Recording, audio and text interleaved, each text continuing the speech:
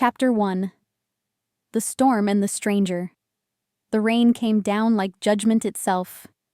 Marin's hands trembled on the steering wheel as the wipers fought a losing battle against the deluge. Every muscle in her body screamed for rest, but she couldn't stop. Not yet. Not when every mile put more distance between her and the life she'd finally escaped. 3 hours outside Ashford, the highway had given way to winding mountain roads that seemed designed to swallow travelers whole. Her ancient Honda coughed and sputtered, protesting the climb. The fuel gauge hovered dangerously close to empty, and her phone had lost signal 20 miles back. "Come on," she whispered, pressing the accelerator. "Just a little further." The baby kicked, a flutter against her ribs that made her breath catch. 5 months along, and already her daughter was a fighter. Had to be, to survive what they'd been through. Lightning split the sky, illuminating the forest on either side of the road. In that flash of white, Marin saw something that made her heart stop. A wolf, massive and dark, standing in the middle of the road. She slammed on the brakes. The car hydroplaned, tires screaming as it slid sideways. Time stretched impossibly thin as the vehicle careened toward the ditch. Marin threw her arms over her belly, a scream locked in her throat. The impact jolted through her bones. The car came to rest at a violent angle, nose down in the muddy ravine. For a moment, she could only sit there, gasping, checking herself for injuries with shaking hands. The baby kicked again. Relief flooded through her so intensely it brought tears. "We're okay," she breathed. "We're okay." But the car was dead. When she turned the key, nothing happened. Not even a click. Marin grabbed her phone, no signal, and her emergency bag from the passenger seat. The rain had lessened to a steady downpour, and darkness was falling fast. She couldn't stay in the car overnight. Not in this cold, not pregnant, not with no way to call for help. She forced open the door and climbed out, immediately sinking ankle-deep in mud. The forest loomed around her, ancient pines that seemed to lean in with curiosity. The air smelled of wet earth and something else. Something wild and electric that made the hair on her arms stand up. That's when she heard it. A low, pained sound coming from somewhere ahead. Every instinct told her to climb back in the car and lock the doors. But Marin had learned to trust her gut over the past 6 months, and her gut said that sound meant someone, or something, needed help. She pulled her coat tighter and moved forward, using her phone's flashlight to navigate the treacherous ground. The beam caught on something dark sprawled beneath a massive pine, barely visible through the undergrowth. The wolf. Marin's breath caught. It was even bigger up close, easily the size of a small bear, with fur so dark it seemed to absorb the light. One of its hind legs was twisted at an unnatural angle, and blood matted its side. She should run. Any sane person would run. Instead, she crept closer. The wolf's eyes opened, and Marin froze. They were amber, almost gold, and far too intelligent for any animal. They fixed on her with an intensity that felt human, and in their depth she saw pain, yes, but also something like recognition, like it knew her. "Easy," she heard herself whisper. "I'm not going to hurt you." The wolf made that low sound again, and Marin realized it wasn't a growl. It was a whimper. Her medical training kicked in, 3 years as a veterinary technician before everything fell apart. She assessed the injuries from a safe distance. The leg was definitely broken. The wound on its side looked like it might have come from another animal. Claws, maybe, or teeth. "You got in a fight, didn't you?" She set down her bag slowly, never breaking eye contact. "And you lost." The wolf's ear twitched, almost like it was listening. Marin knew this was insane. Wolf attacks were rare, but they happened. This animal was injured and probably terrified, which made it dangerous. And she was pregnant, alone, and miles from help. But those eyes. "I'm going to help you," she said softly. "But you have to trust me.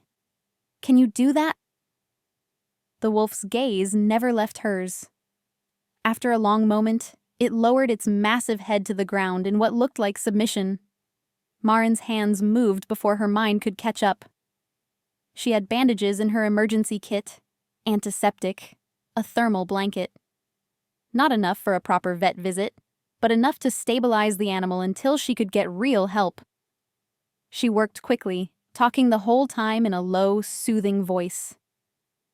The wolf remained eerily still, only flinching when she cleaned the wound on its side. Up close, she could see the injury was deep but clean. Too clean to be from another animal. It looked almost surgical. "What happened to you?" she murmured, wrapping the makeshift bandage around its ribs. "What are you running from?" The wolf's eyes caught hers again, and for a dizzying moment, Marin could have sworn she saw understanding in them. Not animal instinct, but genuine comprehension. A shiver ran through her that had nothing to do with the cold. She'd just finished splinting the broken leg as best she could when she heard the sound of an engine. Headlights appeared on the road above, sweeping across the trees. The wolf's entire body went rigid. A low growl rumbled through its chest. This one was definitely a warning. "Hey, it's okay." Marin started, but the wolf was already struggling to its feet, favoring its injured leg. Those amber eyes fixed on her one more time, and she could have sworn she saw gratitude in them. Then it limped into the darkness and vanished. Marin was still kneeling in the mud, her hands covered in blood, when the truck pulled to a stop above her and two men climbed out. They were both tall, broad-shouldered, and carried themselves with the kind of easy confidence that set her teeth on edge. It reminded her too much of Marcus. "You all right down there?" the first one called. He had sandy hair and a crooked smile that probably charmed most women. Marin stood slowly, very aware of how vulnerable she was. "Car broke down. I'm fine." The second man, darker, with sharp features and eyes that seemed to see too much, was already scanning the area. His gaze caught on the blood on her hands, the medical supplies scattered on the ground. "You hurt?" His voice was deeper, more cautious. "No, She hesitated. Something told her not to mention the wolf. "I thought I saw an injured animal. Must have run off." The two men exchanged a look she couldn't read. "Well, you can't stay out here," the sandy-haired one said. "There's a town about 10 miles north. We can give you a ride. Get your car towed in the morning." Every alarm bell in Marin's head was ringing. Strange men, isolated road, middle of nowhere. But what choice did she have? "That's kind of you," she said, carefully. "If it's not too much trouble." As they helped her up the ravine and into their truck, the dark-haired man kept glancing at the forest where the wolf had disappeared. His jaw was tight, and Marin noticed his hands were clenched into fists. "You really should be more careful," he said as they started driving. "These woods aren't safe after dark." "Why not?" He met her eyes in the rearview mirror, and something in his expression made her stomach drop. "Because not everything that hunts in them is human." Chapter 2. Sanctuary and Secrets. The town of Clearwater Gap appeared like a mirage through the rain-streaked windshield. It was smaller than Marin had imagined. A single main street lined with old-fashioned storefronts, a diner with a flickering neon sign, and a handful of cross streets that disappeared into the darkness. Everything was closed except the diner and what looked like a small motel at the far end of town. "Not much to look at," the sandy-haired man said, as if reading her thoughts. "But people here look out for each other. I'm Cole, by the way. That's Dominic." The dark-haired man, Dominic, nodded curtly but said nothing. He hadn't spoken since his cryptic warning about the woods, and his knuckles were white on the steering wheel. "I'm Marin." She didn't offer her last name. Old habit. Cole twisted around in the passenger seat, that easy smile back in place. You got people waiting for you somewhere? Someone we should call? No. The word came out sharper than she intended.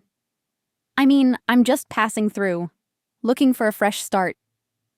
Something flickered in Cole's expression. Recognition, maybe, or sympathy. Lot of people come here looking for that. Clearwater's got a way of becoming home when you're not looking. Dominic pulled up in front of the motel, a modest 2-story building with a hand-painted sign that read Mountain View Lodge. The irony wasn't lost on Marin. She couldn't see anything through the darkness and rain. Iris runs the place, Cole said. Tell her we sent you. She'll take care of you. Marin reached for her bag, trying not to wince as the movement pulled at her sore muscles. Thank you, really. I don't know what I would have done if you hadn't come along. Just be careful, Dominic said abruptly. His dark eyes found hers in the mirror again. And stay inside after dark, especially in your condition. Heat flooded Marin's cheeks. She'd thought her coat hid the pregnancy well enough, but apparently not from him. Is that a threat? The words slipped out before she could stop them, edged with the defensiveness that had kept her alive these past months. It's advice, Dominic replied, his tone softening fractionally. This place is different. Trust me on that.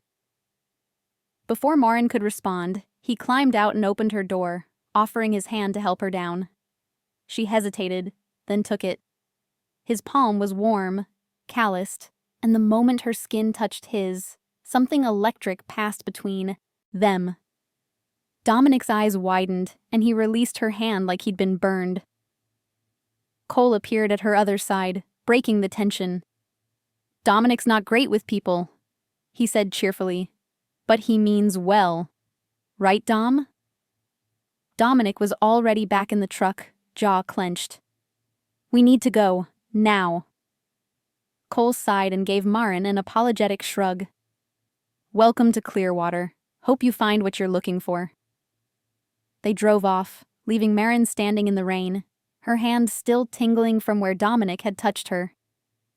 Iris turned out to be a woman in her 60s with silver-streaked hair and sharp green eyes that missed nothing.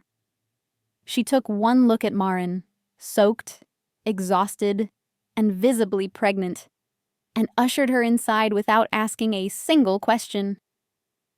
Room 7, she said, pressing an old-fashioned key into Marin's palm.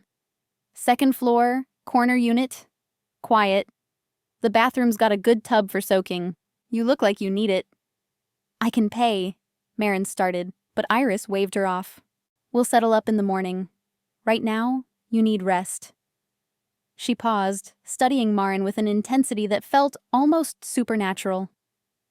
You're running from something. It wasn't a question. Marin's fingers tightened on her bag. I just need a place to stay. Clearwater's good for that, Iris said softly. People here understand about fresh starts, about leaving the past behind. But you should know, this town has its own rules, its own ways. What kind of rules? The kind that keep people safe. Iris handed her a towel and a small basket with toiletries. Stay inside after dark. Don't go into the woods alone. And if you see something strange, keep it to yourself. The same warning Dominic had given. Marin forced a smile. I'm not looking for trouble. Trouble has a way of finding people anyway. Iris's expressions softened. Get some rest, dear. Things will look better in the morning. The room was simple but clean.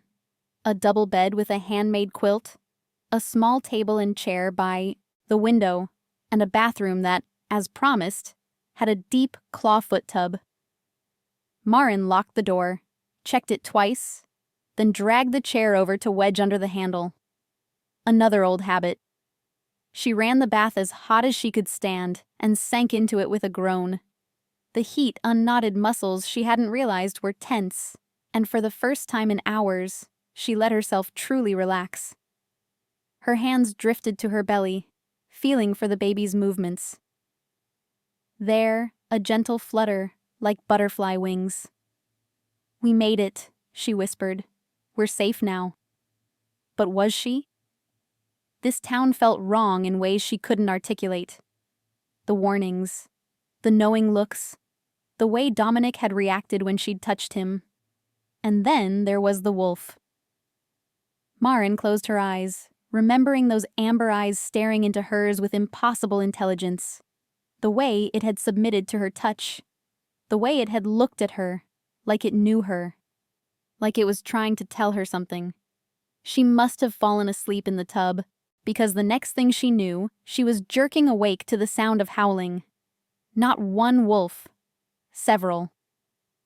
The sound echoed through the mountains, primal and haunting, raising goosebumps on her skin despite the warm water. Maren climbed out, dried off, and moved to the window. The rain had finally stopped, and moonlight painted the town in shades of silver. The street was empty, but beyond the buildings, she could see the dark mass of the forest. And there, at the edge of the tree line, a shadow moved. It was massive, shaped like a wolf but far too large. As Maren watched, it stepped into a shaft of moonlight, and she saw the distinctive dark fur, the powerful build, the injured wolf. It had followed her. No, that was impossible. Even if the animal could walk on that broken leg, why would it track her to town? Wolves avoided human settlements. The creature's head turned, and even from this distance, Maren felt the weight of its gaze. Those amber eyes found her window unerringly, and her, breath caught. It was watching her. Protecting her. A truck rumbled down the street. Dominic's truck.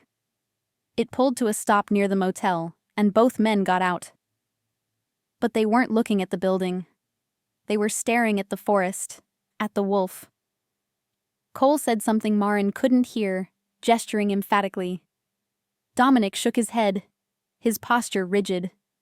Then, deliberately, he turned and looked directly up at Maren's window. For a heartbeat, their eyes met across the distance.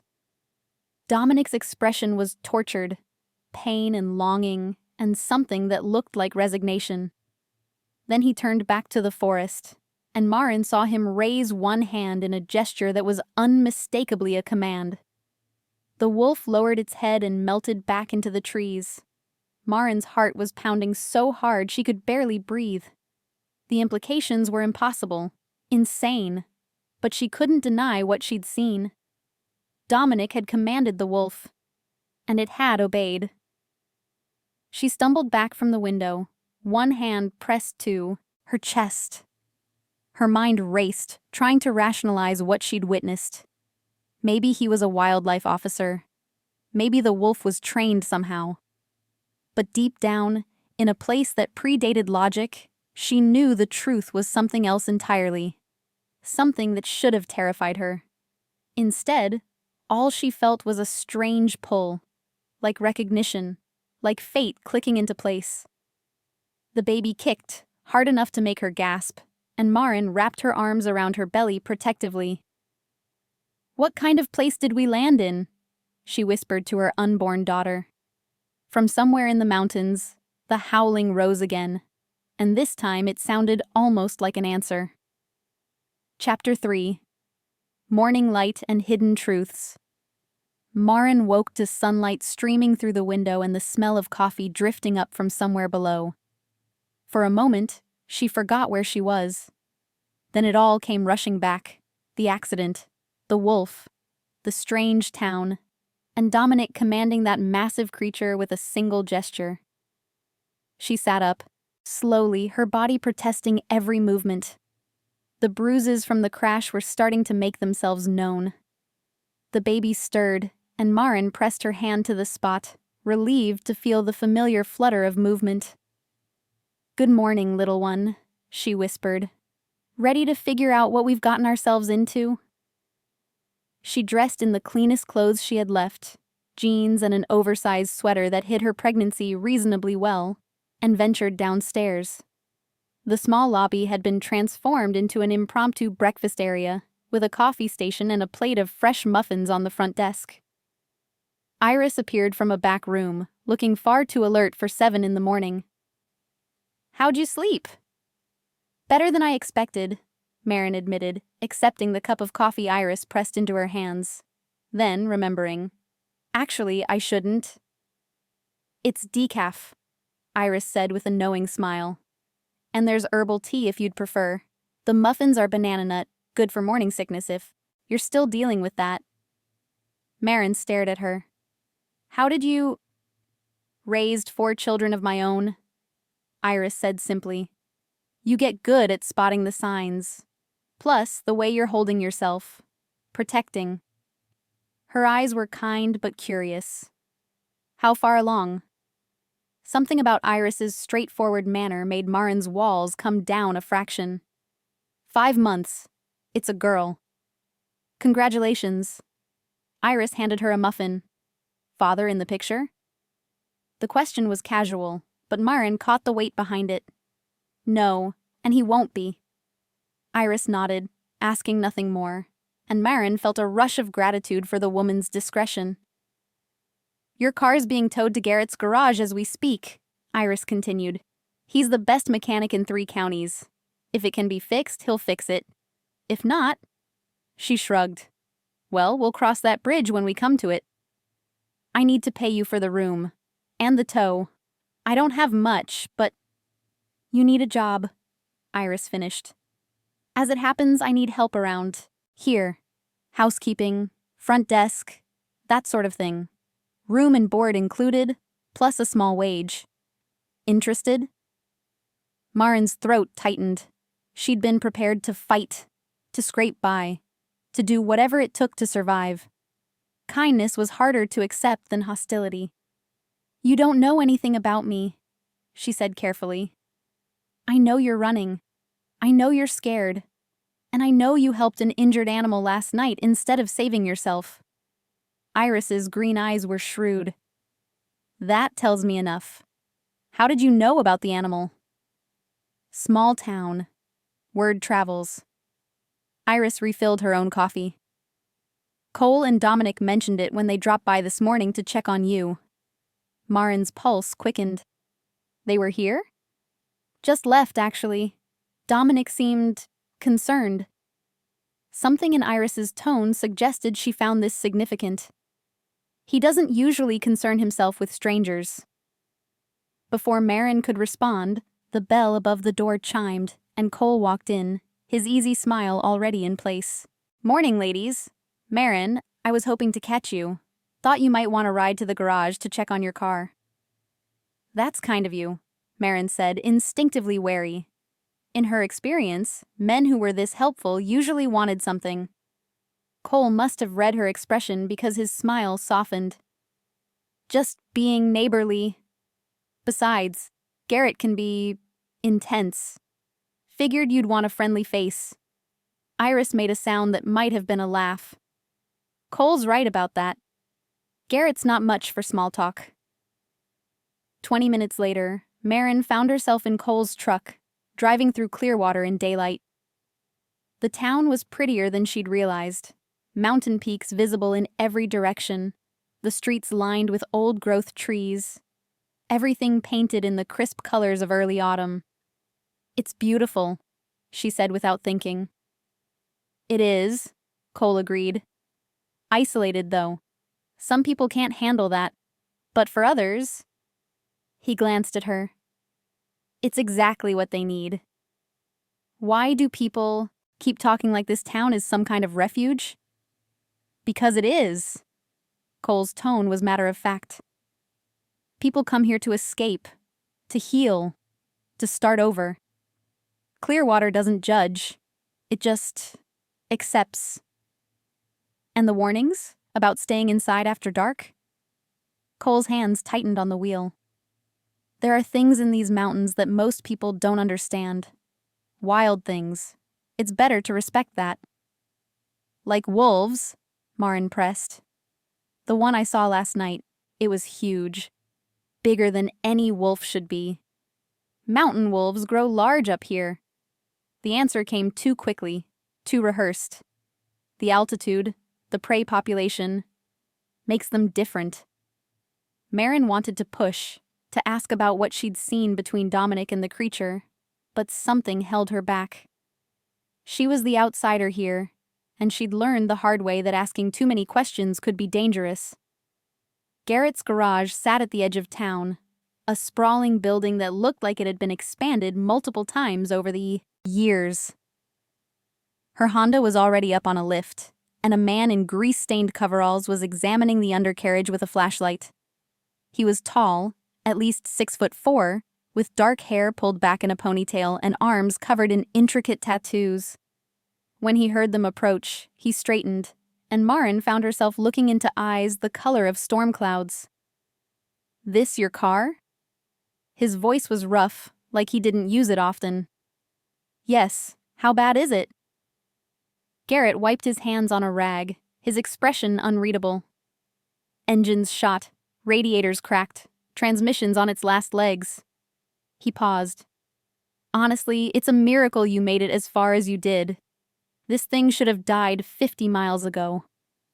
Marin's stomach sank. "Can you fix it?"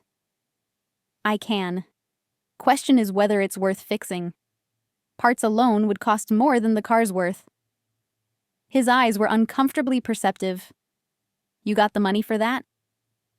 "I'll figure it out," Marin said, lifting her chin despite the panic clawing at her chest. "Or," Cole interjected smoothly, "Garrett could work out a payment plan. Right, Garrett?" The mechanic's gaze slid to Cole, and something passed between them, a silent conversation Marin couldn't interpret. Finally, Garrett nodded slowly. "I'll do the work. You can pay it off over time. Fair?" It was more than fair. It was suspiciously generous. "Why?" Marin asked. "You don't know me." "Cole vouches for you, that's enough." Garrett turned back to the car, clearly considering the conversation over. As Cole drove her back to the motel, Marin stared out the window, her mind racing. Everyone in this town seemed connected, operating on unspoken rules and shared secrets. They were helping her, yes, but why? What did they want? "You're wondering what the catch is," Cole said, reading her silence. "Isn't there always a catch?" "Not here." He pulled up in front of the motel and turned to face her. "Look, I don't know what you're running from, and I won't ask. But Clearwater protects its own. You're here now. That makes you one of us." "I've been here less than 12 hours. "Doesn't matter." Cole's expression was serious now, the easy charm stripped away. "This town chooses people, and it chose you the moment you stepped into those woods and helped that wolf instead of running." Marin's breath caught. "What do you know about the wolf?" "I know it should have torn you apart. I know it didn't." Cole held her gaze. "I know that means something, even if you don't understand what yet." He drove off before she could respond, leaving Marin standing in the parking lot with more questions than answers, and a growing certainty that she'd stumbled into something far stranger, and far more dangerous, than a simple mountain town. Chapter 4. The Alpha's Shadow. Marin spent the afternoon learning the rhythms of the Mountain View Lodge. Iris ran the place with quiet efficiency, and the work was straightforward: changing linens, cleaning rooms, manning the front desk during check-ins. Most of the guests seemed to be long-term residents rather than travelers passing through. An elderly man named Walter who'd lived in room 3 for 5 years. A young woman named Sophie who worked remotely and barely left her room. A middle-aged couple who kept to themselves. "They all came here running from something," Iris said matter-of-factly as they folded towels in the laundry room. "Just like you. Just like me, 30 years ago." "What were you running from?" The question slipped out before Marin could stop it. Iris's hands stilled on the towel she was folding. A husband who thought his fists were a substitute for love. "This town saved my life." She met Marin's eyes. "I suspect it might save yours, too." The words hung in the air between them, heavy with understanding. Marin looked down at her hands, at the fading bruises on her wrists that she'd tried to hide under long sleeves. "I won't let him find me," she said quietly. "I can't. Not with the baby." "He won't find you here," Iris said with absolute certainty. "Clearwater doesn't give up its secrets easily, and it protects those who need protecting." That evening, as the sun began its descent behind the mountains, Marin found herself drawn to the window of her room again. The forest beckoned, dark and mysterious, and she wondered if the wolf was out there somewhere. If it was watching. If it was Dominic. The thought should have terrified her. Instead, it made her heart race in a way that had nothing to do with fear. A knock at her door made her jump. She checked the peephole. Dominic stood in the hallway, his expression guarded, a paper bag in his hands. Marin's hand went to the doorknob, then hesitated. Everything about this man screamed danger. The way he moved, all controlled power and barely restrained energy. The intensity in his dark eyes, the secrets he carried like a second skin. She opened the door anyway. "Cole said you didn't eat lunch," Dominic said without preamble. "Iris mentioned you're pregnant. You need to eat." He thrust the bag toward her, and Marin caught the scent of warm bread and roasted chicken. Her stomach growled traitorously. "Thank you," she said, taking the bag. "You didn't have to." "Yes, I did." The words came out harsh, almost angry. Dominic's jaw clenched and he looked away. "You shouldn't be here." The statement stung more than it should have. "If I'm not welcome, I can leave once my car's fixed." "That's not what I meant." He scrubbed a hand over his face, and for the first time, Marin saw past the hard exterior to the exhaustion beneath. "This town, it's complicated, dangerous, in ways you don't understand." "Then help me understand." Marin stepped into the hallway, letting the door close behind her. "Everyone keeps talking in riddles, about the woods, about danger, about this place protecting people. What aren't you telling me?" Dominic's eyes met hers, and the intensity in them made her breath catch. "Some secrets are kept for a reason, and some secrets destroy people." Marin wrapped her arms around herself. "I've lived with secrets. I know what they cost." Something shifted in Dominic's expression. Recognition, perhaps, or empathy. "What are you running from?"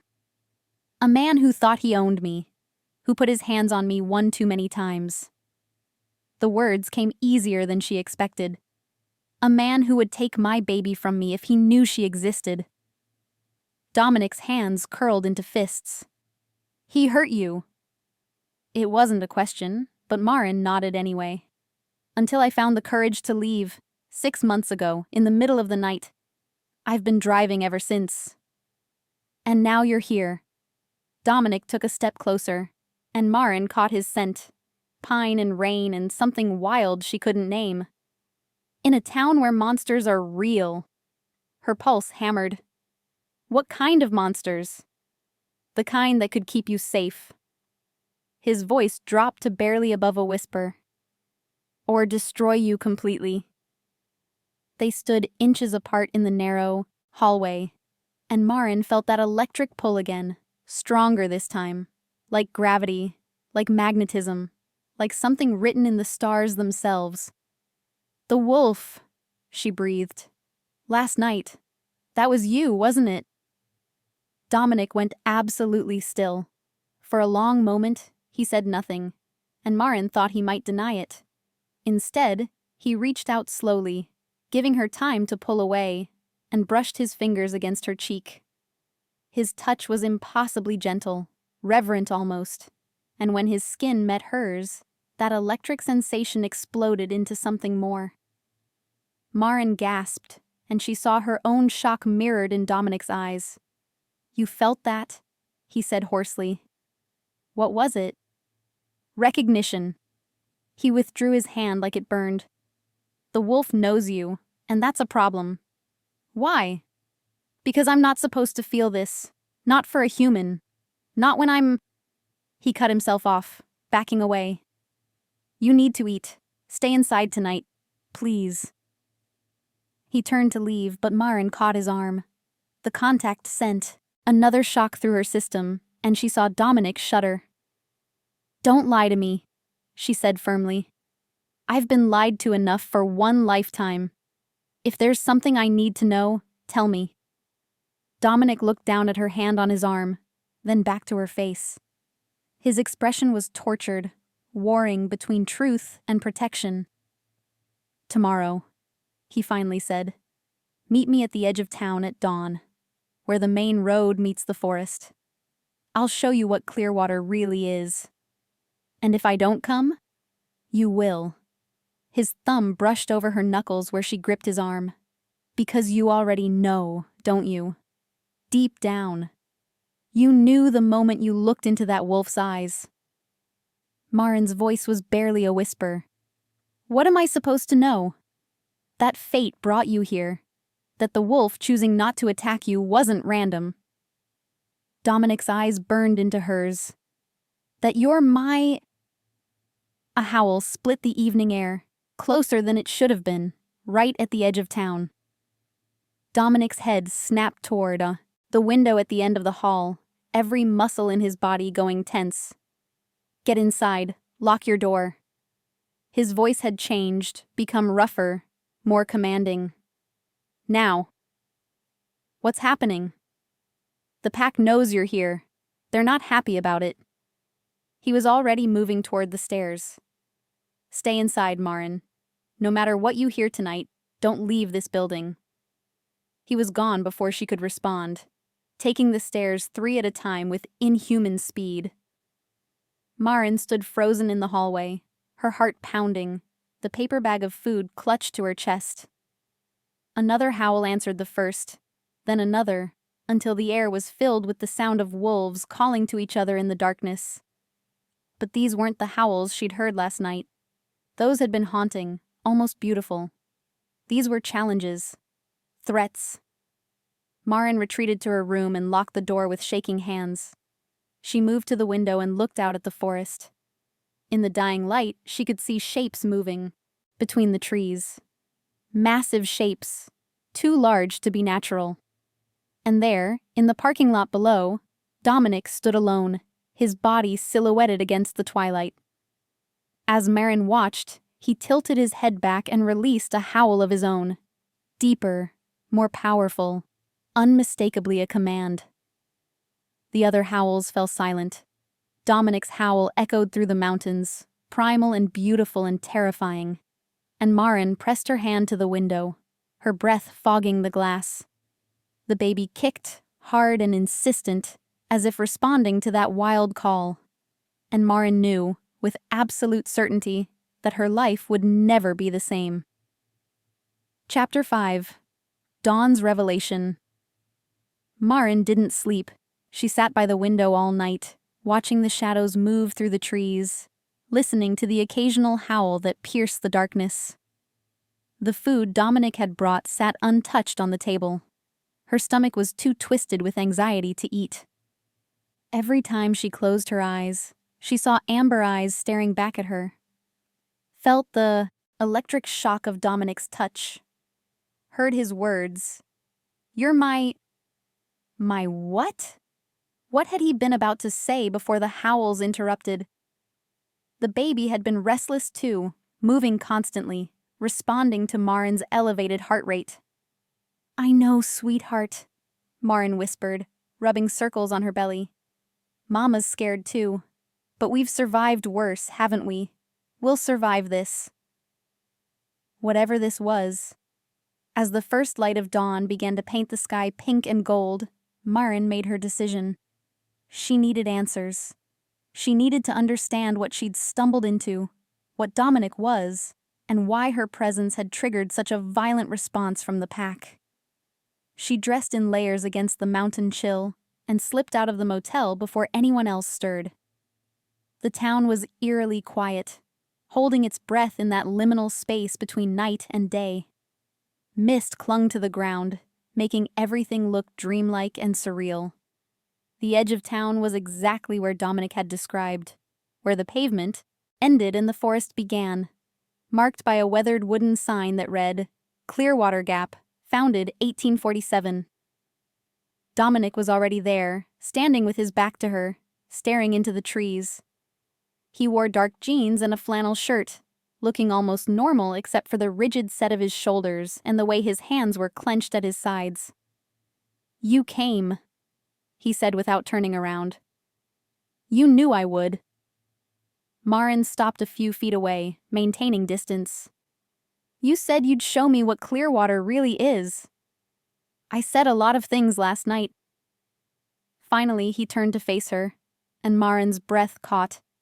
His eyes were shadowed with exhaustion, his jaw dark with stubble, and there were scratches on his neck that hadn't been there yesterday. "Things I shouldn't have said." "But you said them anyway." Marin lifted her chin. "And now I need to know the truth. All of it." Dominic studied her for a long moment, his expression unreadable. Then, slowly, he nodded. "Walk with me, but stay close. The pack is agitated. They won't hurt you while you're with me, but if you wander off..." "I'm not an idiot," Marin said sharply. "I know when I'm in danger." Something that might have been respect flickered in Dominic's eyes. "No, you're not. That's part of the problem." He led her into the forest, following a path that was barely visible through the undergrowth. The trees closed around them, ancient pines that blocked out most of the early morning light. Birds called in the canopy above, and Marin caught glimpses of movement in the shadows, animals watching their passage. Or not animals. Not entirely. "How much have you guessed?" Dominic asked, his voice low. "Enough to sound crazy if I said it out loud." Marin picked her way over a fallen log, accepting Dominic's hand when he offered it. That electric jolt again, making her gasp. "But I'll say it anyway. You're the wolf I helped. You're not fully human. And somehow this entire town is connected to whatever you are. Werewolves." The word hung in the air between them. Shifters. Lycanthropes. We've been called many things over the centuries. But yes, you're right. I'm not human. Neither are most of the people you've met here. Hearing it spoken aloud should have sent Marin running. Instead, she felt an odd sense of relief, like a puzzle piece finally clicking into place. "Cole? Garrett?" "Both shifters. Iris is human, but she's been part of this pack for 30 years. She knows our secrets." Dominic stopped at a small clearing where sunlight filtered through the trees. Clearwater was founded by werewolves as a sanctuary, a place where we could live openly among our own kind, protected from hunters and humans who would destroy us out of fear. "And the pack you lead?" Marin's mind was racing, connecting pieces. "That's why they howled last night. Because I'm human, and I don't belong." "It's more complicated than that." Dominic's jaw tightened. "I don't just lead the pack. I'm the alpha. Every wolf in these mountains answers to me. And when an alpha finds his..." He stopped, turning away. "Finds his what?" Marin pressed. "You started to say something last night before we were interrupted." "It doesn't matter." "It matters to me." She moved around to face him, forcing him to meet her eyes. "I've spent 6 months running, looking over my shoulder, terrified that Marcus would find me.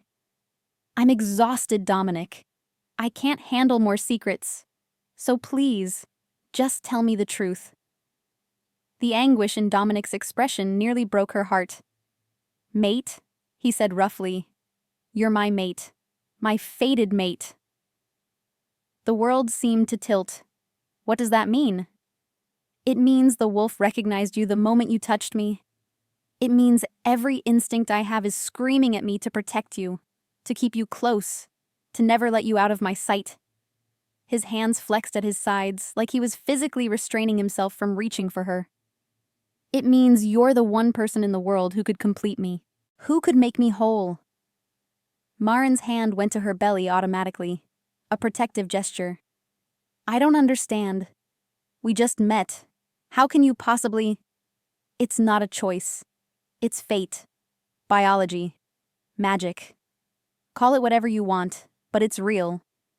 Dominic took a step closer, and Marin caught that wild scent again, stronger now.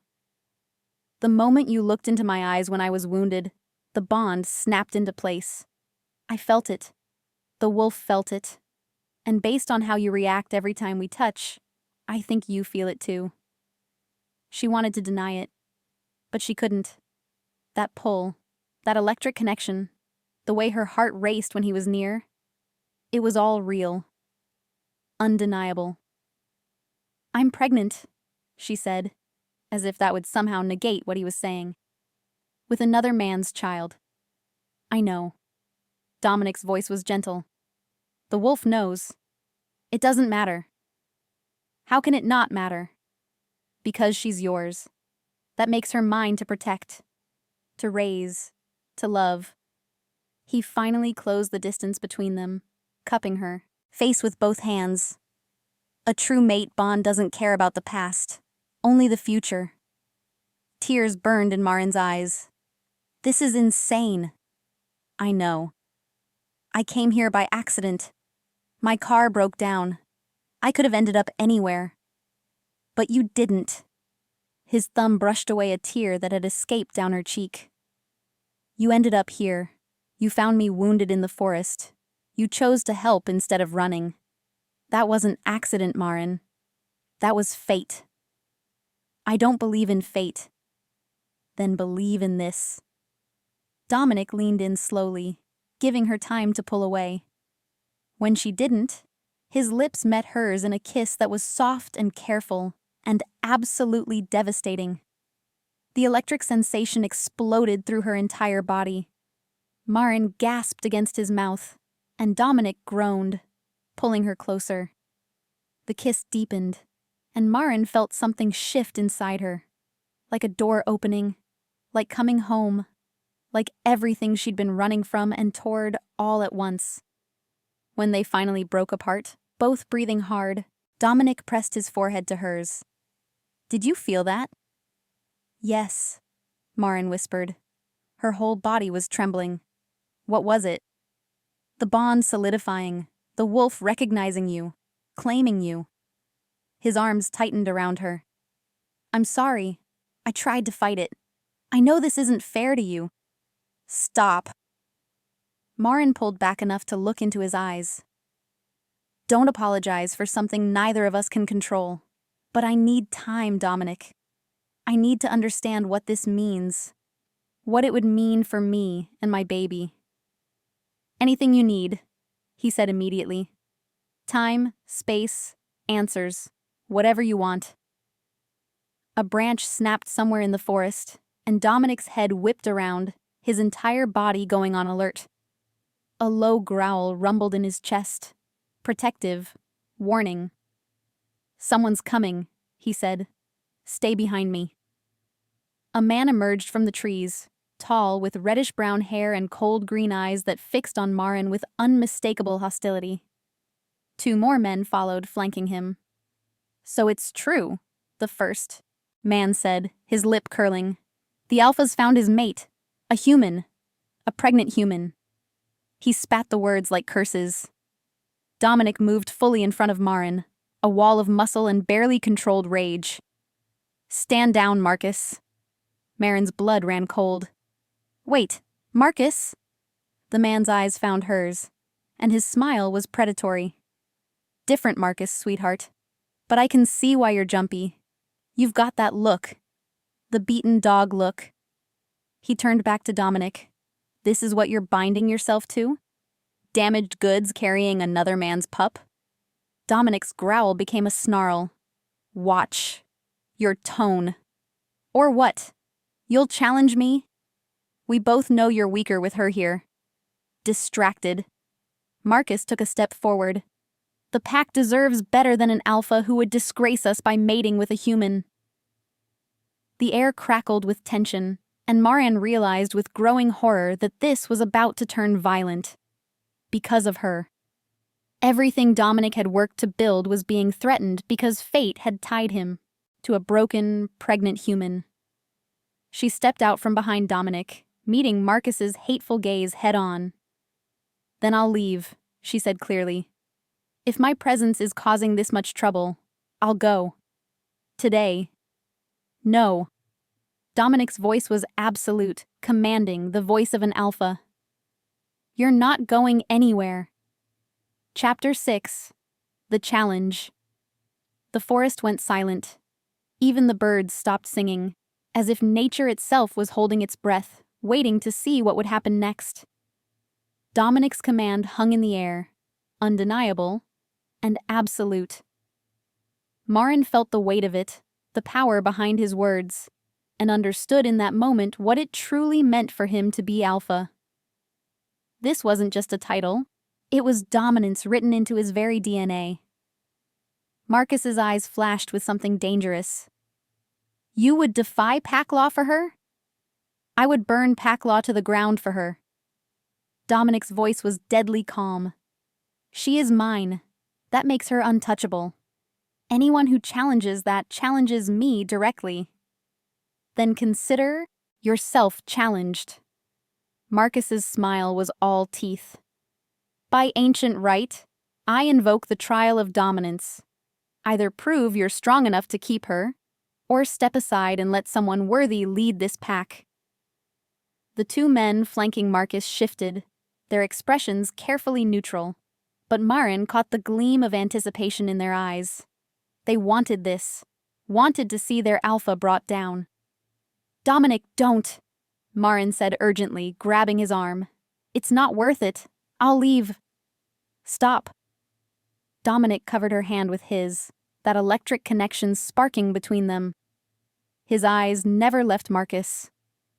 "A challenge has been issued. It has to be answered. What does that mean?" But even as she asked, Marin knew. She'd seen enough nature documentaries, read enough mythology. Pack animals fought for dominance. They fought for territory, for resources, for mates. And the loser usually died. "It means I fight Marcus in wolf form," Dominic said quietly. "To submission or death. Winner takes the pack and you." "No." Marin's voice cracked. "No, I won't let you risk your life for me. We just met. This is insane. The bond doesn't care how long we've known each other." Dominic finally looked at her, and the intensity in his eyes stole her breath.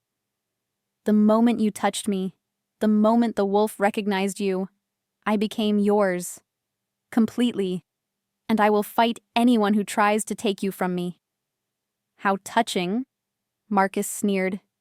"The mighty alpha, brought low by a human female. Our ancestors would be ashamed." "Our ancestors understood the sacred nature of the mate bond," Dominic shot back.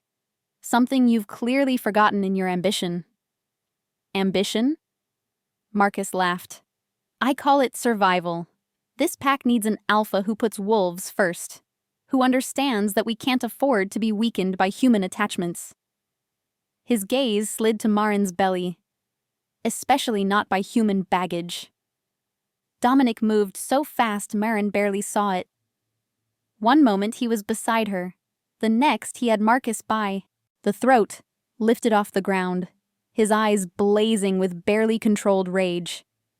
"Call her baggage again," Dominic said softly, "and I'll rip your throat out right now. Challenge or no challenge." Marcus's companions tensed, ready to intervene, but Marcus raised a hand, stopping them. Even with Dominic's hand around his throat, he managed a strangled laugh. "See? Already losing control. Already putting her before the pack." He wheezed when Dominic's grip tightened. "Proves my point." Dominic released him with a shove that sent Marcus stumbling backward. 3 days. The next full moon. We settle this in the old way, before the entire pack. Agreed. Marcus rubbed his throat, his smile vicious. And when I win, the human leaves. Immediately. No protection, no escort. Just her and whatever she can carry, cast out into the world alone. Marin's hand went protectively to her belly. The thought of being forced out, alone and vulnerable with her baby, sent ice through her veins. But worse was the thought of Dominic hurt, broken, or dead because of her. And when I win, Dominic said, each word deliberate, you submit to my authority. You accept Marin as my mate and future Luna of this pack. You swear loyalty to her and to any children we have. Or you leave Clearwater forever. Luna. The word sent a shock through Marin. She knew what it meant. Alpha's mate, pack mother, second in command. The weight of that responsibility was staggering. Marcus's expression darkened. Done. 3 days, Alpha. Prepare to lose everything. He and his companions melted back into the forest, leaving Marin and Dominic alone in the clearing. The moment they were gone, Dominic's shoulders sagged, and he braced himself against a tree. You're hurt, Marin said, immediately moving to his side. Now that she looked closer, she could see the scratches on his neck were deeper than she'd thought, and there was a stiffness to his movements that suggested other injuries. From last night. The pack wasn't happy about your presence. Some of them made their displeasure physical. Dominic tried to smile, but it came out as more of a grimace. I'm fine. I heal fast. Let me see. Marin pushed his flannel shirt aside, revealing more scratches across his chest and shoulder, deep gouges that looked like they'd come from claws. Dominic, these are serious.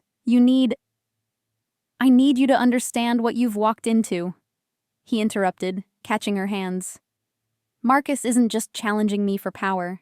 He's challenging the old ways, the traditions that have kept this pack stable for generations. If he wins, you die.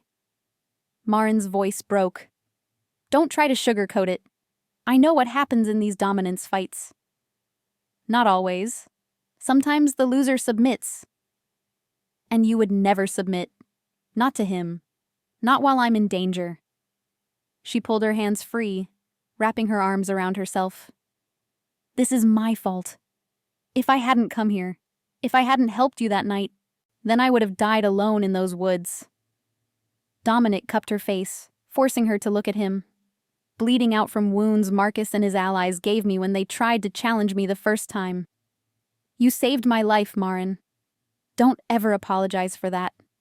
But now you have to risk it again. For me. For a woman you barely know, carrying another man's child. Tears spilled down her cheeks. How is that fair? Fate isn't fair.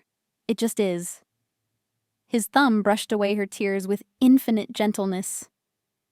And I would risk everything, 1,000 times over, for the chance to be yours. The conviction in his voice broke something open inside Marin. All her life, she'd been told she wasn't enough. Not pretty enough, not obedient enough, not worthy of real love. Marcus, her Marcus, had spent years systematically destroying her self-worth, making her believe she deserved the pain he inflicted. But Dominic looked at her like she was precious, like she was worth fighting for, worth dying for. I'm broken, she whispered. I have nightmares, trust issues.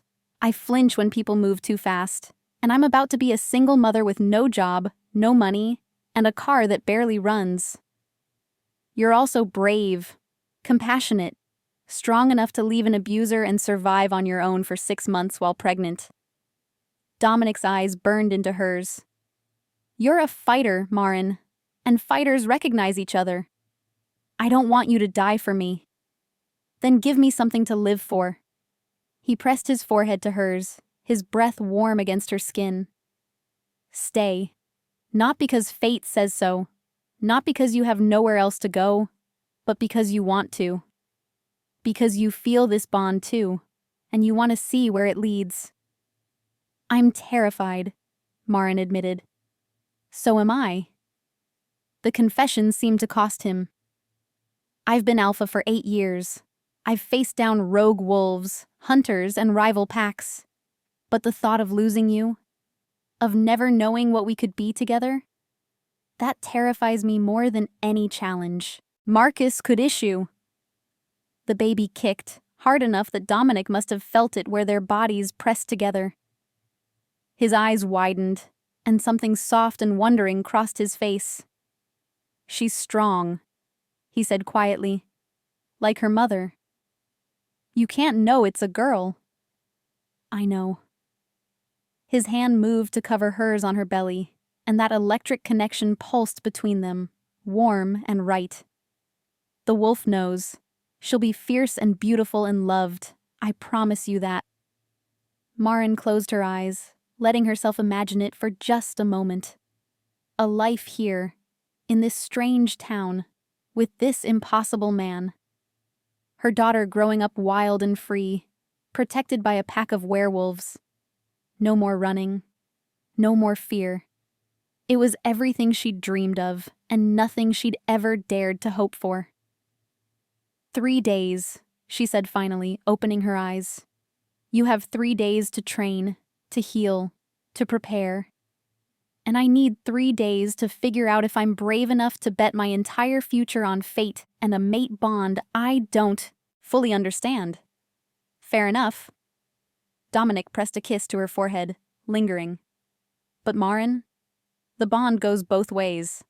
I feel what you feel. And right now, I feel your hope fighting with your fear. Hope is winning. Don't be so sure, she said, but there was no heat in it. I am sure. He stepped back, his expression turning serious. Now, I need to get you back to the motel. The pack will be watching, and I need to make it clear you're under my protection. Cole and Garrett will help guard you while I prepare. I don't need guards. Yes, you do. His voice took on that alpha command again. Marcus won't play fair. He'll try to get to you, to use you against me. Please, Marin, let me keep you safe. The desperation in his eyes decided it for her. Okay, but only because I'm not stupid enough to underestimate your enemies. Our enemies, Dominic corrected. The moment you accepted the mate bond, my fights became yours, for better or worse. As they walked back through the forest, Marin couldn't shake the feeling that she was walking towards something irrevocable. 3 days until the full moon. 3 days until everything changed. She just hoped they both survived it.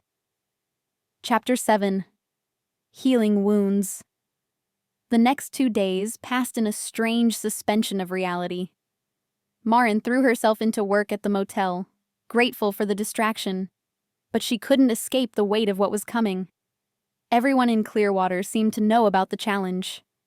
Guests whispered when she passed. Sophie, the quiet woman from room 8, actually smiled at her in the hallway. A small gesture of solidarity that made Marin's throat tight.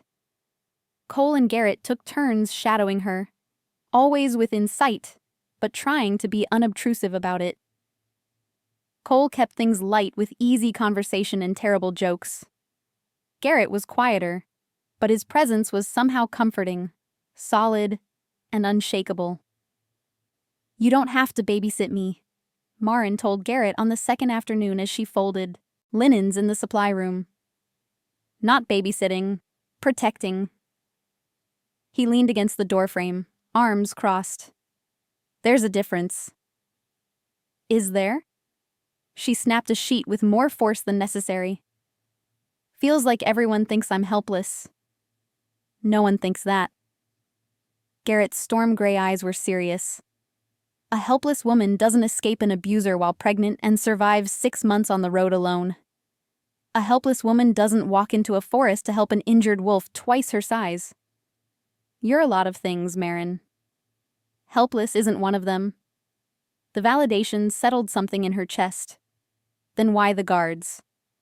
Because Marcus plays dirty. Always has. Garrett's jaw tightened.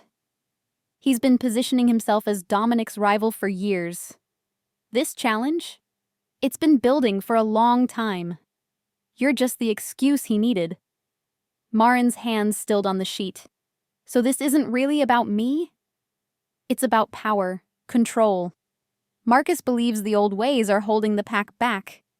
He wants to expand our territory, be more aggressive with neighboring packs, stop accepting human refugees like Iris. Garrett paused. He sees the mate bond as a weakness, proof that Dominic is too soft to lead. And what do you think? I think the mate bond is the strongest magic we have. I think any alpha lucky enough to find his fated mate becomes more powerful, not less. Garrett's expression softened fractionally. And I think Dominic would burn the world down to keep you safe. That kind of devotion? That's not weakness. That's what makes a true alpha. Before Marin could respond, Cole appeared in the doorway, his usual easy smile replaced by tension. Garrett, we've got a problem. They exchanged a look that made Marin's stomach drop. What kind of problem? The kind where you need to come with us, now. Cole's hand went to her elbow, gentle but insistent. Iris is waiting in your room. Fear spiked through her. Is it Dominic? Is he hurt? Just come on, Cole said, already guiding her down the hall. In her room, Iris stood by the window, her expression grave. On the bed lay a box, plain cardboard, no markings. This was left on the front desk, Iris said.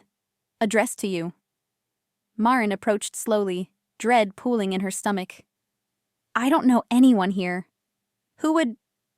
Open it, Garrett said quietly, but carefully. With shaking hands, Marin lifted the lid. Inside was a baby blanket, soft, yellow, with little ducks embroidered on the corners.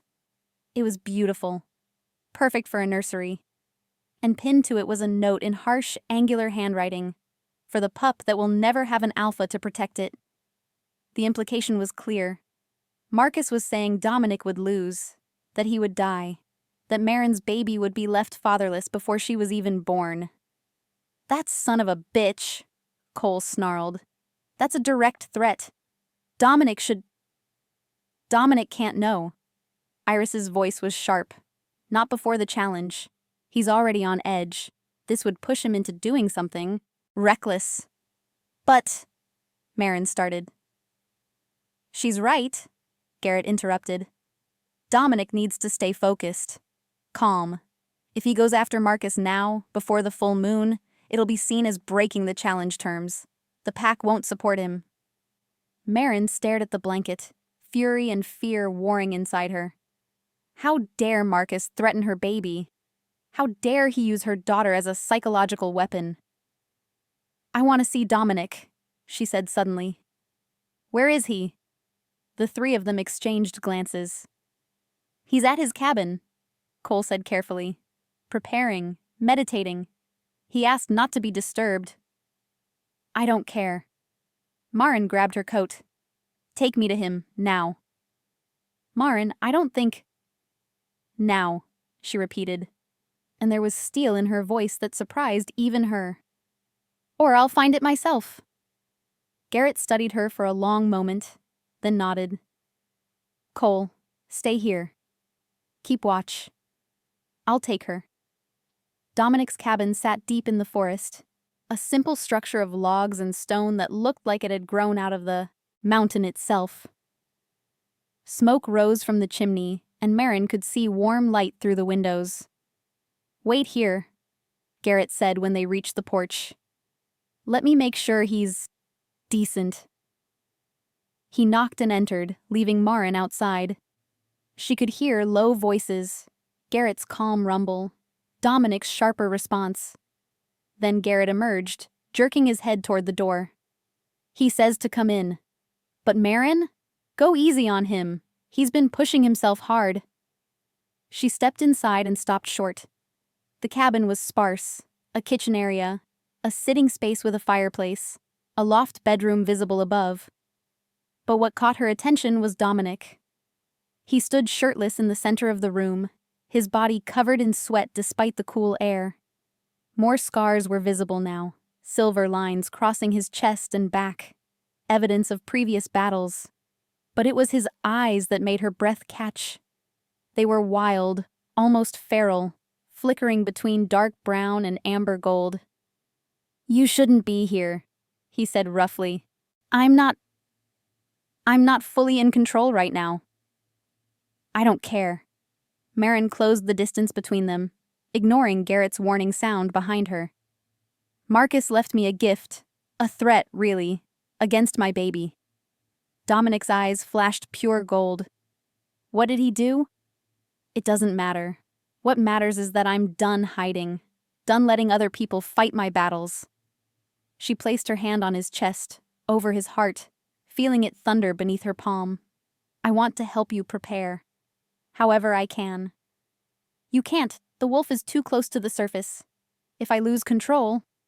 "You won't." She said it with absolute conviction. "Because I trust you. The man and the wolf."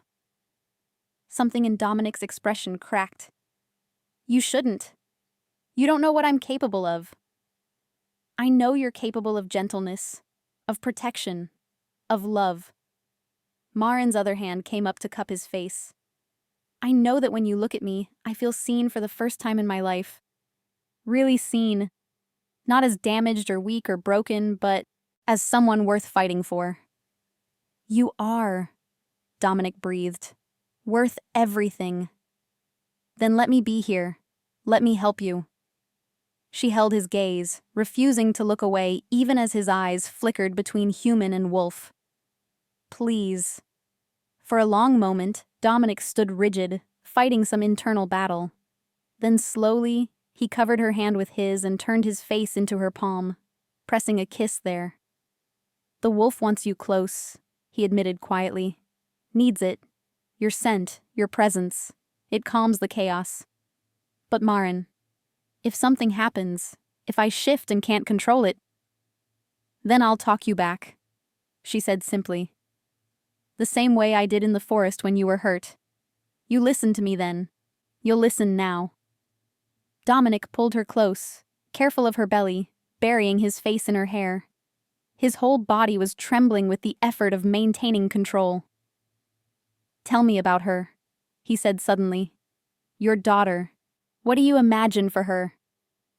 Marin understood what he was doing, anchoring himself to something human, something gentle. She let her hands stroke his back, soothing.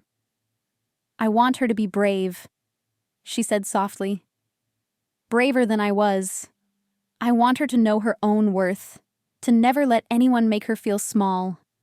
I want her to grow up surrounded by love and safety, and people who will protect her fiercely. She will have that." Dominic's arms tightened fractionally. "I swear to you, whether I win or lose, I've already made arrangements. Iris, Cole, Garrett. They'll protect you both. You'll never be alone." "Don't." Marin pulled back enough to look at him. "Don't talk like you've already lost. You're the alpha for a reason. You're strong. Marcus is strong too, and he has nothing to lose." Dominic's eyes were dark again, haunted. "I'm terrified, Marin. Not of dying, but of leaving you. Of breaking my promise before I've even had a chance to keep it." Marin's heart clenched. This powerful man, this alpha, was vulnerable in a way she understood intimately. The fear of failing the people you loved. The weight of impossible choices. "Then don't die," she said fiercely. "Fight like everything depends on it. Because it does. Our future depends on it." "Our future," Dominic repeated, like the words were a revelation. "Say it again." "Our future. Mine, yours, and my daughter's." Marin pulled his face down to hers. "The future where we figure this out together. Where I learn what it means to be a Luna, and you learn how to change diapers. The future where we're a family." Dominic kissed her then, and it was different from the first time. Desperate and claiming, yes, but also tender. a promise sealed with lips and breath, and the electric bond that sang between them. When they broke apart, his eyes were clear again, calm. "Stay," he said. "Tonight. Just stay with me." Maren knew she should say no. Knew this was moving fast, probably too fast. But her heart had already made the decision. "Yes," she whispered. "I'll stay." Chapter 8. The night before. Garrett left with a knowing look and a quiet promise to stand watch outside. "No one gets past me," he said. And Maren believed him. The cabin felt suddenly intimate with just the two of them. Dominic built up the fire while Maren explored the small space, noting the books on wolves and pack dynamics, the sparse but comfortable furniture, the photographs on the mantle of wolves running through snow. "Is that your pack?" she asked, pointing to the largest photo. "Yes, 3 years ago." Dominic came to stand beside her, his shoulder brushing hers.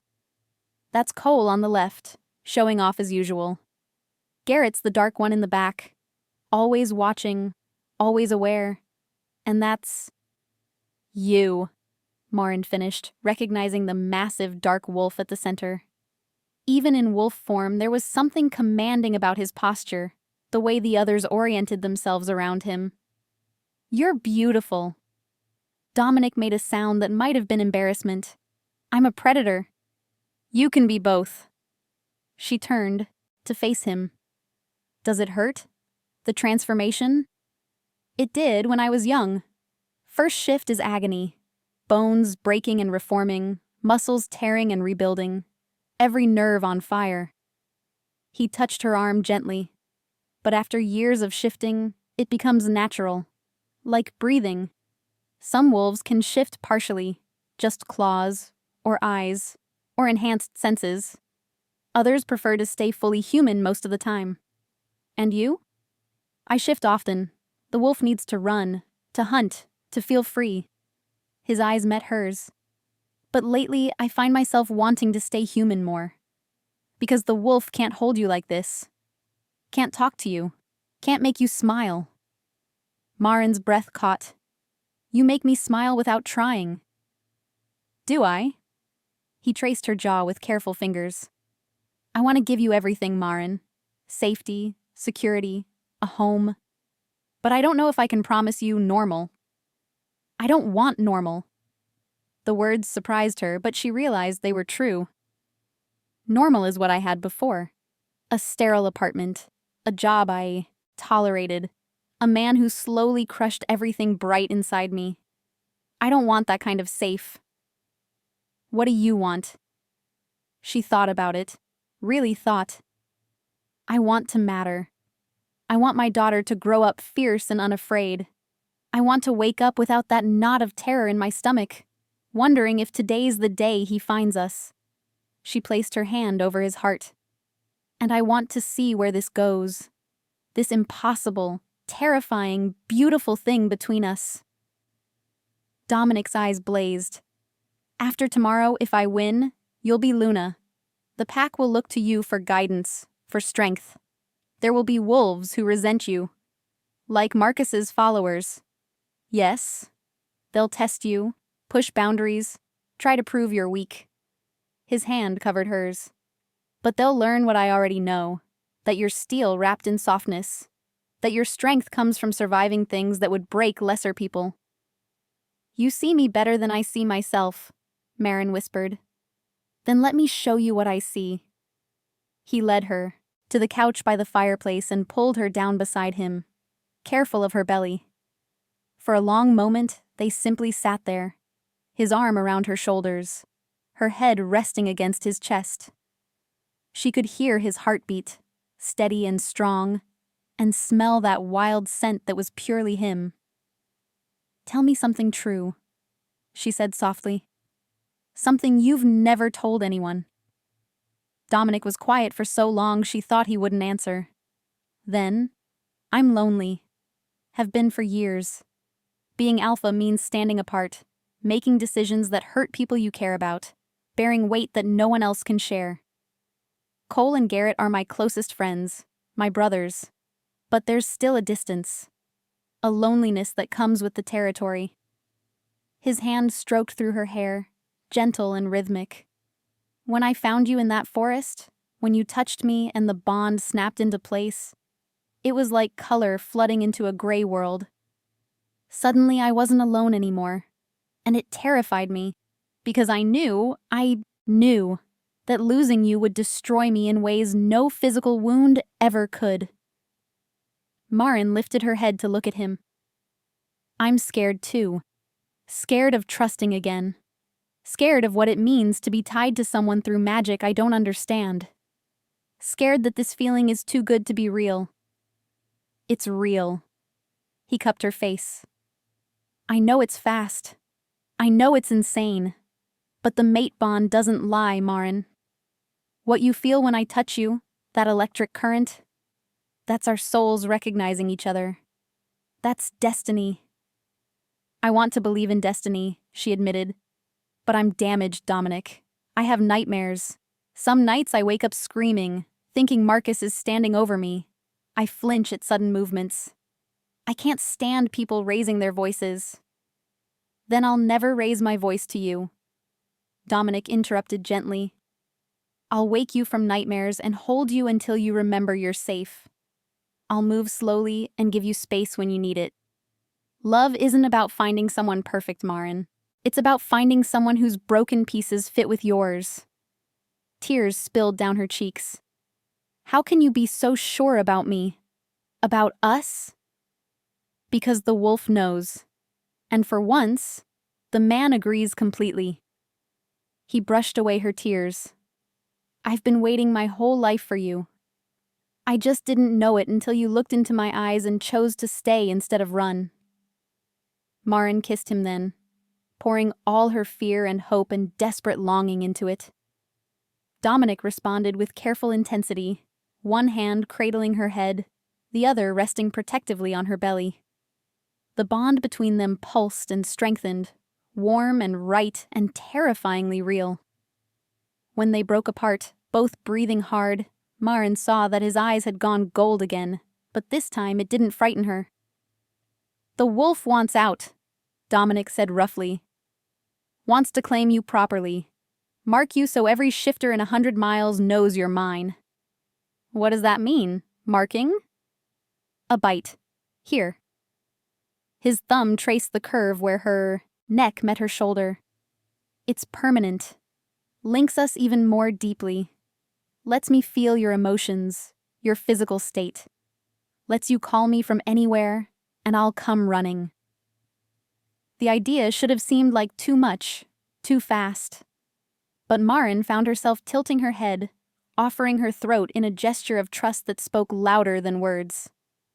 Not yet, Dominic said, though his voice was strained. Not until after the challenge.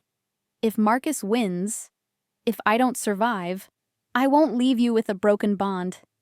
The pain of losing a mate through death is... He shuddered. I won't risk putting you through that. Marin grabbed his face, forcing him to meet her eyes. You're going to win. Say it. Marin. Say it, she demanded. I need to hear you believe it. Dominic's jaw set with determination. I'm going to win.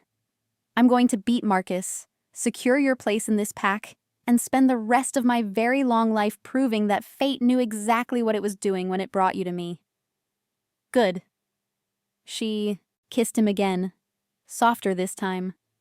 Because my daughter deserves the best alpha as a father, and I deserve a mate who fights for us.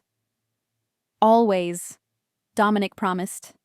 I will always fight for you. They talked through the night, about her past, his responsibilities, the logistics of being a Luna, what it would mean for her daughter to grow up in a pack. Dominic explained pack hierarchy, how challenges worked, the laws that governed their kind. Marin told him about her years working with animals, the small veterinary clinic where she'd felt useful, the slow descent of her relationship with Marcus. I should have left sooner, she said as dawn approached. I knew what he was, but he was so good at making me believe I deserved it. that I was too damaged for anyone else to want. He was wrong. Dominic's arms tightened around her. You're extraordinary. Any man would be honored to have you. Even with another man's baby? Especially then. Because it means you chose life and hope over fear. You chose to protect your daughter no matter the cost. That kind of courage? He kissed her forehead. That's what makes a true Luna. Outside, birds began their morning songs.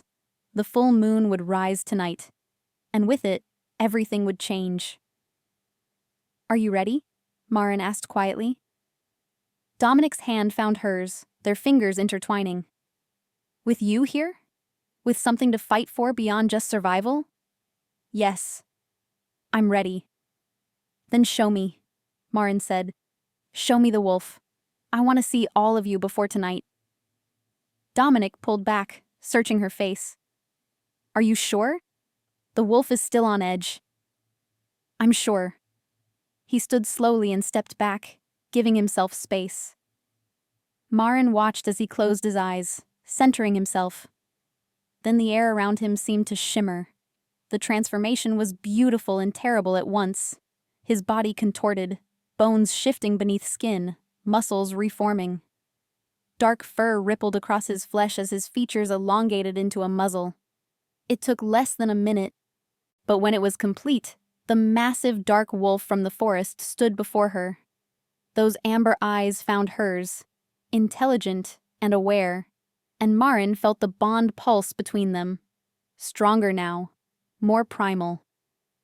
She stood slowly and approached, offering her hand. The wolf lowered his head, letting her touch the fur between his ears. It was softer than she expected, thick and warm. Hello, she whispered. I see you, both of you. The wolf made a sound, not quite a whine, not quite a growl. Contentment, she realized. He was content. And so, surprisingly, was she. Chapter 9. The Full Moon. Rising.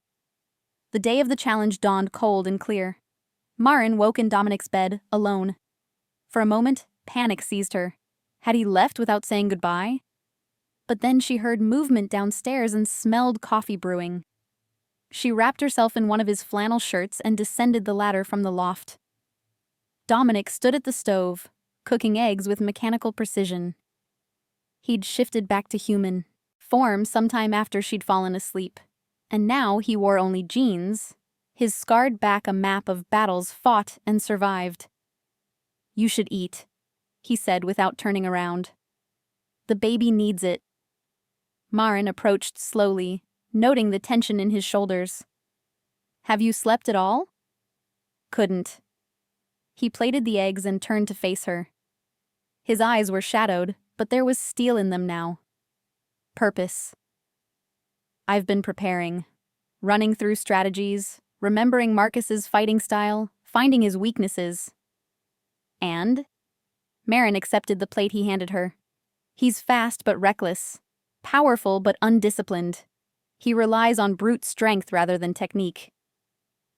Dominic poured coffee, regular for himself, decaf for her. If I can stay calm, controlled, I can outlast him. That's a lot of ifs. I know. He sat across from her at the small table. But I have something he doesn't. Something that makes me stronger. What's that? You. His eyes met hers, intense and unwavering. Marcus fights for power, for ego. I fight for love, for family. For a future I can actually see now. He reached across the table, taking her hand. That makes all the difference. Marin squeezed his fingers, feeling the bond hum between them. What happens tonight? Walk me through it.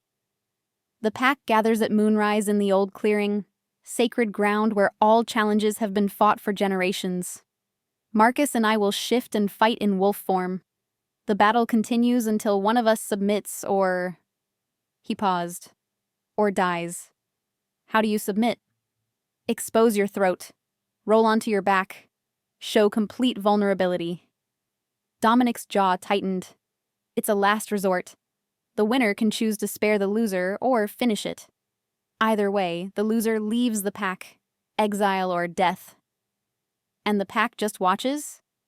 They witness, they judge. If the fight is honorable, they accept the outcome.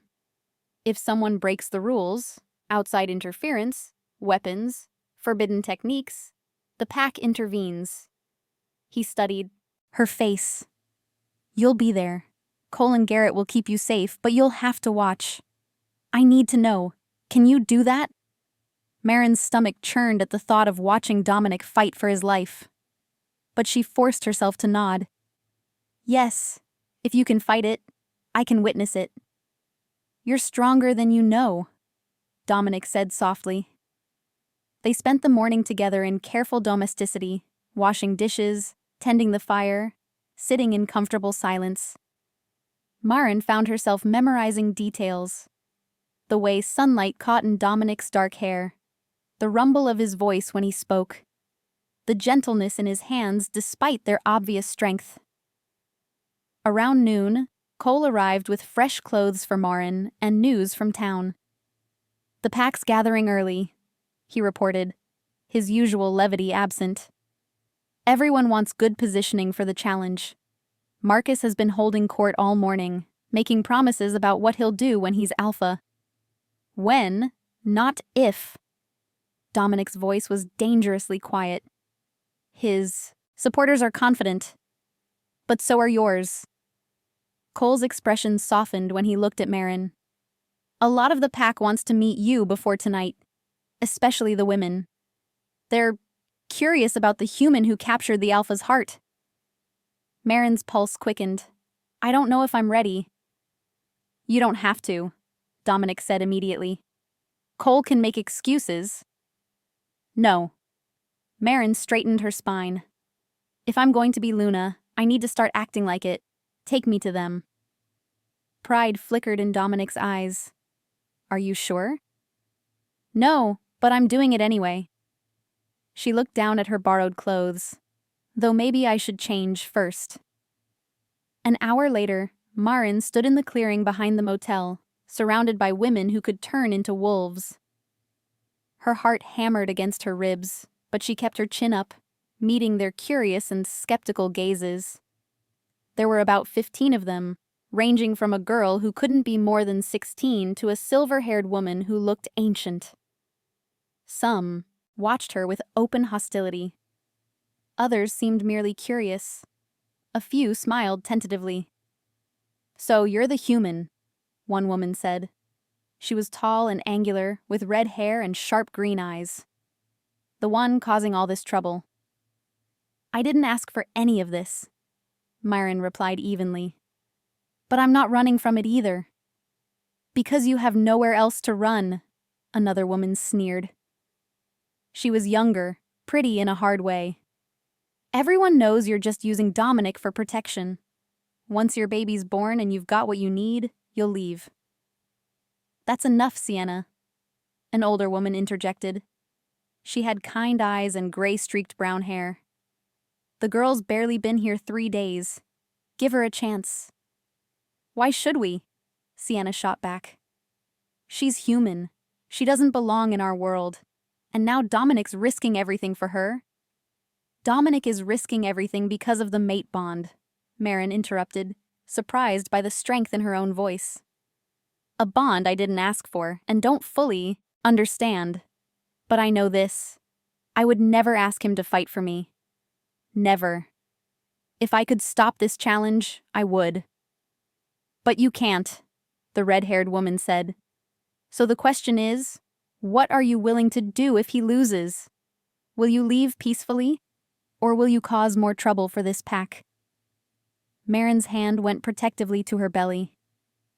If Dominic loses, I'll honor whatever terms were set. But don't mistake leaving for weakness. I've survived worse than exile. My daughter and I will be fine. You say that now. Sienna started. I say that because it's true. Marin's voice hardened. I spent 6 months on the road, pregnant and alone, running from a man who would kill me if he found me. I slept in my car, worked under the table for cash, went hungry so my baby wouldn't. So yes, I'll survive. I always do. Silence fell over the group. The older woman with kind eyes stepped forward, studying Marin with new interest. You're a fighter, she said quietly. I can see it in you. The same steel I saw in Iris when she first came here. Broken and terrified but refusing to stay down. She offered her hand. I'm Eleanor. I've been part of this pack for 40 years, and I think you'll make a fine Luna if you survive what's coming. What do you mean? Marin shook her hand, grateful for the gesture. Being Luna isn't just about being the alpha's mate. It's about being mother to the entire pack, mediating disputes, caring for the wounded, standing as a symbol of strength and compassion. Eleanor's grip tightened. Marcus has followers. Wolves who will resent you even if Dominic wins. They'll test you, push boundaries, try to prove you're unworthy. Let them try, Marin said. I'm done being afraid. A few of the women exchanged glances. One of them, a young woman with dark skin and warm eyes, smiled. I like her, she announced. She's got spine. Having spine and surviving pack politics are different things, Sienna muttered. But her hostility had lessened, fractionally. The red-haired woman, who introduced herself as Vera, crossed her arms. If Dominic wins tonight, you'll be expected to participate in pack rituals. Full moon runs, hunts, ceremonies. Can you handle watching your mate kill prey? Can you accept the violence that's part of our nature? Marin thought about the wolf she'd helped in the forest, the blood on her hands, the way she'd felt no fear, only compassion and strange recognition. I worked in veterinary medicine, she said. I've seen animals at their most primal. I understand predator and prey. I'm not naive about what wolves are. She met Vera's eyes. But I also know that wolves are loyal, protective, and family-oriented. Those are the parts of Dominic I love. The human and the wolf. I'm not asking him to change for me. Love? Eleanor's eyebrows rose. That's a strong word for knowing someone 3 days. The mate bond doesn't wait for convenience, Marin replied. It just is. And yes, I love him. The parts I know and the parts I'm still learning. I love his strength and his gentleness, his fierceness and his vulnerability. I love that he looks at my pregnant belly and sees a daughter to protect, not another man's burden. The words rang with truth, and Marin realized she meant everyone. Somewhere between the forest and this moment, fear had transformed into something deeper, something worth fighting for. Well, Eleanor said, a smile tugging at her lips, I suppose we'll see tonight what kind of Luna you'll be. But Marin, a word of advice. Yes? When the fighting starts, don't look away. Don't flinch. Don't show fear, even if you're terrified inside. The pack will be watching you as much as they're watching the fight. Show them strength, and they'll respect you. Show them weakness, and they'll tear you apart. Marin nodded, filing the advice away. Thank you, all of you, for giving me a chance. Don't thank us yet, Vera said. The hard part comes tonight. As Marin walked back to the motel with Cole, the sun was already beginning its descent toward the mountains. In a few hours, the moon would rise. In a few hours, everything would change. You did good, Cole said quietly. Most humans would have folded under that kind of pressure. I'm not most humans, Marin replied. And I'm done being weak. You were never weak, Cole corrected. Survival takes its own kind of strength. You just didn't know how strong you were. Marin looked up at the mountains, at the forest where this had all begun. Somewhere out there, Dominic was preparing, centering himself for the fight of his life. I'm ready, she whispered to the wind, to fate, to whatever force had brought her here. Let's finish this. Chapter 10. Blood and Moonlight. The sacred clearing was exactly as Maren had imagined, and nothing like it at all. Ancient stones formed a rough circle, worn smooth by centuries of use and marked with symbols she didn't recognize. Towering pines ringed the space, their branches creating a natural cathedral that opened to the sky. And everywhere, wolves gathered. Some were in human form, standing in clusters according to allegiances. Others had already shifted, massive creatures that paced the perimeter with restless energy. All of them turned to watch as Cole and Garrett escorted Maren into the clearing. The weight of their collective stare was suffocating. "Head up," Garrett murmured. "You're the Alpha's mate. Act like it." Maren forced her spine straight and kept her eyes forward, even as her heart threatened to beat out of her chest. Cole and Garrett led her to the north side of the circle, where Eleanor and a few other women had saved them space. "Good," Eleanor whispered as Maren took her place. "You look like a Luna already." But Maren barely heard her. Her eyes had found Dominic. He stood at the eastern edge of the clearing, already shirtless, speaking quietly with a group of wolves in human form. Even from this distance, she could feel his presence, commanding, controlled, radiating the kind of power that made others instinctively submit or challenge. As if sensing her gaze, Dominic's head turned. Their eyes met across the clearing, and everything else faded. The bond between them flared bright and hot, and Maren felt his emotions crash over her. Determination, fear, fierce protectiveness, and underneath it all, love so intense it stole her breath. "I fight for you," his eyes seemed to say. "Only you." Then Marcus entered the clearing from the west, and the air itself seemed to thicken. He was bigger than Maren remembered, all muscle and barely contained aggression. His supporters flanked him, including Sienna and several other wolves who had made their disdain for Maren clear. Marcus's eyes swept the crowd until they found her, and his smile was purely predatory. "The human came," he called out, his voice carrying across the clearing. "I'm almost impressed. Most soft creatures would hide from what's about to happen. She's here because she's stronger than you'll ever understand." Dominic's voice rang out, cold and absolute. "And when this is over, you'll show her the respect she deserves. Or you'll leave Clearwater in shame." Bold words for a wolf who's about to lose everything. Marcus stepped into the center of the circle, and Dominic moved to meet him. They faced each other like opposing storms. "Last chance to back down, Dominic. Renounce your claim on the human, and I'll let you keep your position. We can tell the pack the mate bond was a mistake." There was no mistake. Dominic's voice dropped to something primal, something that made every wolf in the clearing stand at attention. "Maren is my mate, my future Luna. Anyone who challenges that challenges me. And you know how those challenges end." A ripple of unease passed through Marcus's supporters. Apparently, Dominic had a reputation. "Then we do this the old way." Marcus began to strip off his shirt. To submission or death. The winner takes the pack. The loser gets nothing. Agreed. Dominic glanced once more at Maren, his eyes blazing gold. Then he closed them and let the transformation take him. It was faster this time, more violent. His body contorted and reformed, bones cracking and reshaping, until the massive dark wolf stood in his place.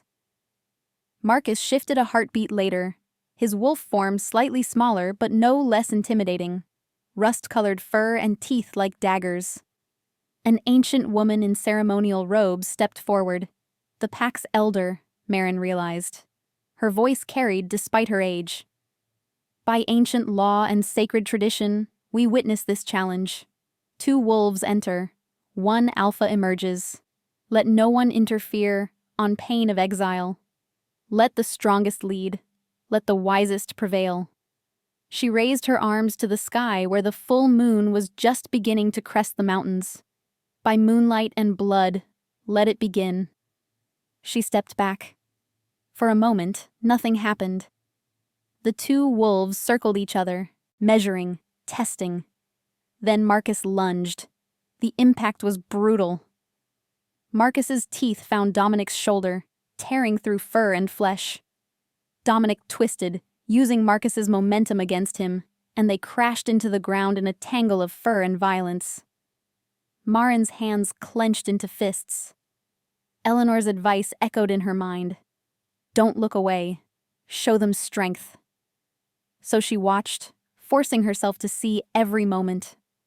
Watched as Dominic threw Marcus off and lunged for his throat.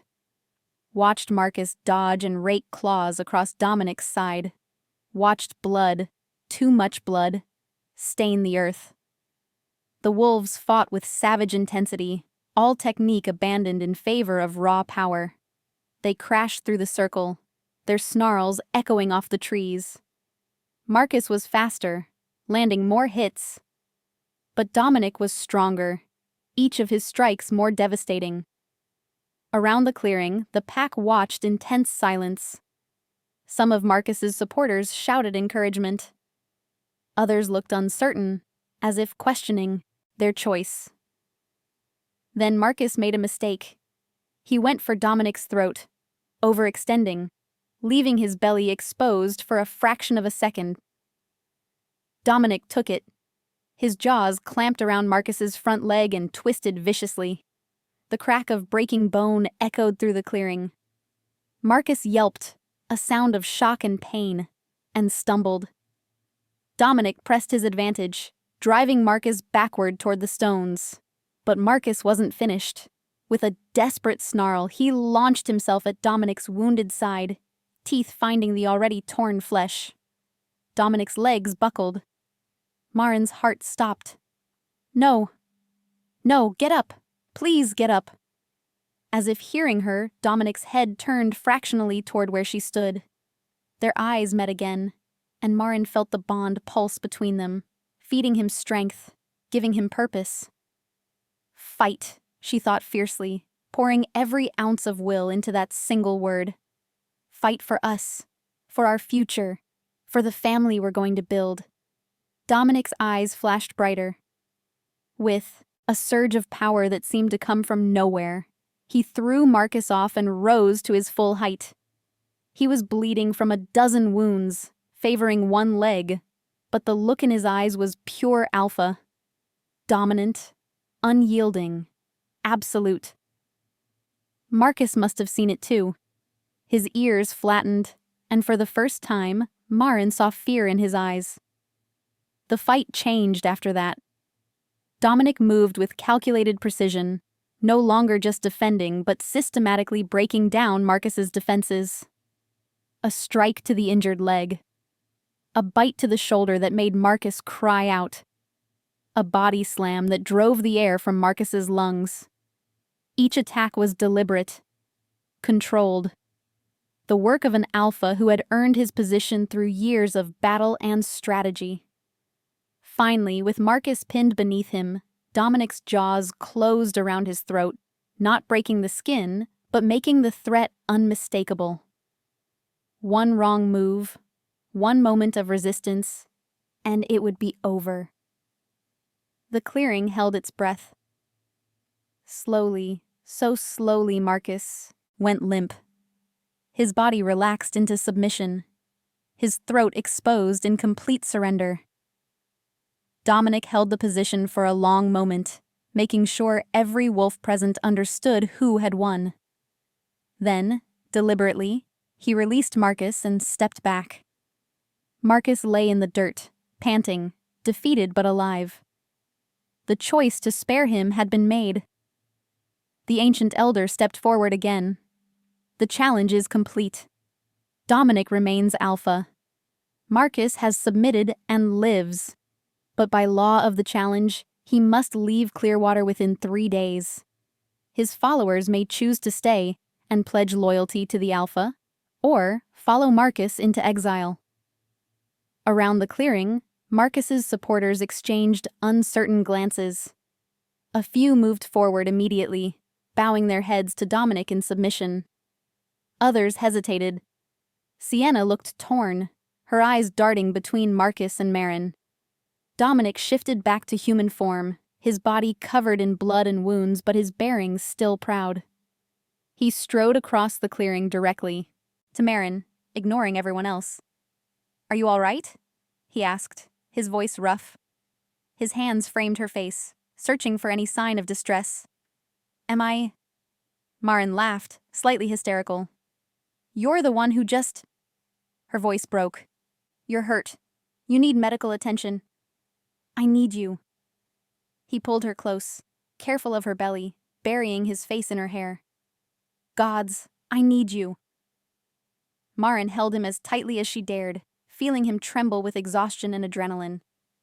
Around them, the pack watched this display of vulnerability from their alpha with varied expressions, some understanding, others confused, a few openly moved. "You won," Marin whispered against his chest. "You're still alpha." "We won," Dominic corrected. "I felt you through the bond. Your strength, your belief. That's what gave me the edge." He pulled back enough to look at her. "You're my Luna now. Officially." The pack witnessed it. Before Marin could respond, Eleanor approached with several other women, carrying medical supplies. "Let us tend to you, Alpha," she said gently. "You're bleeding on your mate." Dominic allowed himself to be led to one of the stones, where the women began cleaning and bandaging his wounds. Marin stayed at his side, holding his hand, feeling the bond pulse steadily between them. Cole and Garrett appeared, both grinning. "Hell of a fight, Dom," Cole said. "Though you had us worried there for a minute." "I had me worried," Dominic admitted. His eyes found Marcus, who was being helped to his feet by his remaining supporters. 3 days, Marcus. Then I never want to see you in my territory again." Marcus met his gaze with something like grudging respect. "You fought well. Better than I expected." He glanced at Marin. "Maybe the human does make you stronger. Or maybe you were just lucky." "It wasn't luck," Marin said, surprising herself. "It was love. Something you clearly don't understand." Marcus's expression darkened, but he said nothing else. He limped, away, his defeat complete. As the pack began to disperse, some shifting to run under the full moon, others gathering to celebrate their alpha's victory, Eleanor leaned close to Marin. "You did well tonight," she murmured. "You didn't flinch, didn't look away, showed them strength." She smiled. "Welcome to the pack, Luna. The real test starts tomorrow."